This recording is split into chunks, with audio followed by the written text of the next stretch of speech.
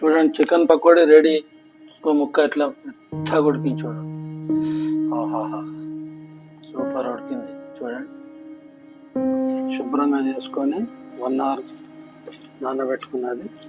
ఇప్పుడు దీంట్లో కావాల్సినవి: ఇంట్లో నూరుకున్న అల్లం ఎల్లిగడ్డ పేస్ట్ 1 స్పూన్, 1/2 టీ స్పూన్ ధనియాల పొడి, 1/2 teaspoon garam masala, 1/2 teaspoon chicken masala, 1 teaspoon cornflour, 1 teaspoon మైదా,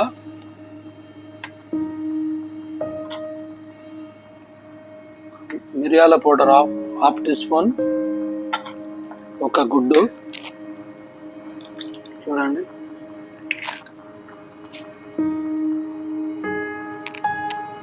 ఎర్రకారం ఇంట్లో నూరుకున్నది చూడండి, 2 టీ స్పూన్స్.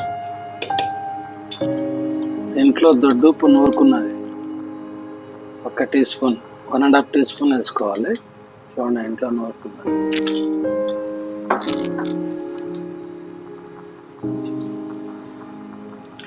బాగా ముక్కలకు పట్టేటట్లు ఇలా బాగా కలుపుకోవాలి. ఎగ్ మసాలా దీన్ని బాగా పట్టాలి.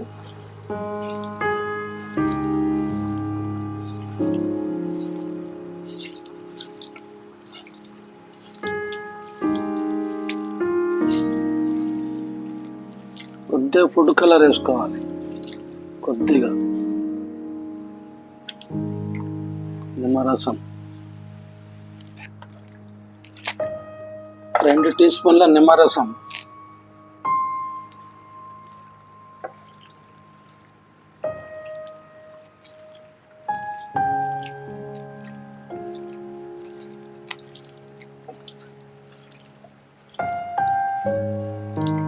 ఇలా ఇలా ముక్కలకు బాగా పట్టుకునేటట్లు కలుపుకోవాలి. బోన్లెస్ కదా, చాలా బాగా వస్తుంది చూడండి. ఇట్లా ముక్కలకు బాగా పట్టేటట్లు కలుపుకోవాలి. మళ్ళీ 1 గంట సేపు దీన్ని నానబెట్టిన తర్వాత మళ్ళీ చూపిస్తాను. అది గంట కింద నానబెట్టుకున్న పకోడీకి చూడండి ఎంత మంచిగా నానింది. ఇప్పుడు కడాయిలో పెట్టేసి పకోడీ వేస్తుంటాను చూడండి.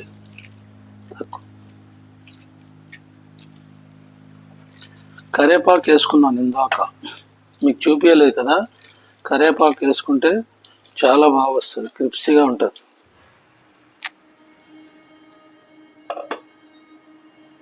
పెట్టుకున్నా, స్టవ్ ఆన్ చేసుకోవాలి, సరిపడా ఆయిల్ పోసుకోవాలి. కొద్దిగా వేడెక్కిన తర్వాత డీప్ ఫ్రైకి సరిపడే ఆయిల్ పోసుకోవాలి. చూడండి, 1/2 కేజీ.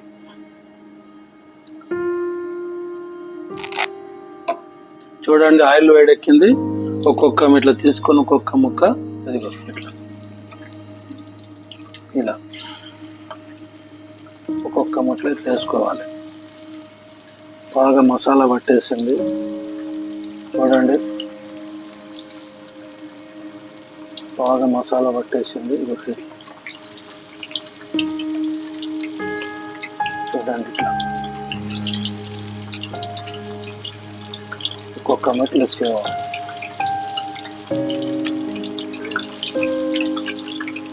చూడండి,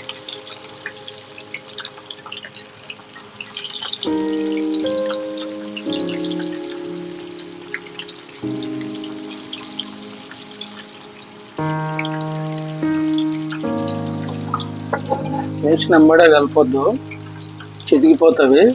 5 నిమిషాల తర్వాత మెల్లగా కలుపుకోవాలి. వెంబడే కలిపితే ఏమవుతుందంటే ముక్క చితికిపోతుంది. ఈ విధంగా కలుపుకోవాలి. చూసాక క్రిస్పీగా చూడండి ఇలా.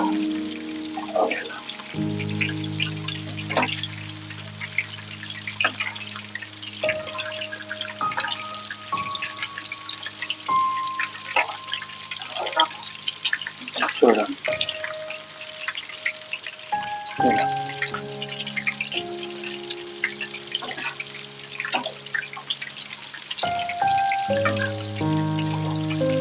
ముక్కలు బాగా నానింది కాబట్టి 5 నిమిషాలనే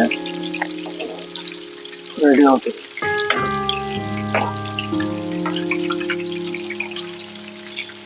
చూడండి,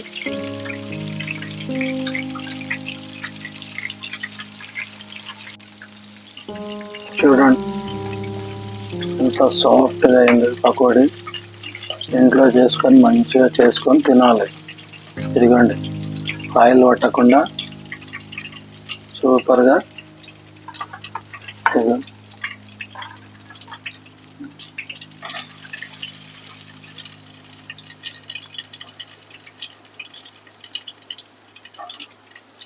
ఇదిగోండి, చూడండి ఎంత బాగా వచ్చిందో.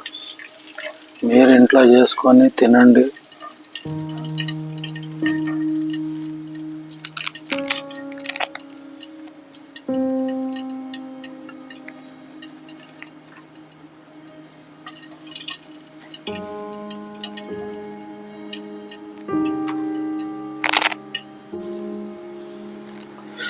ఆహా,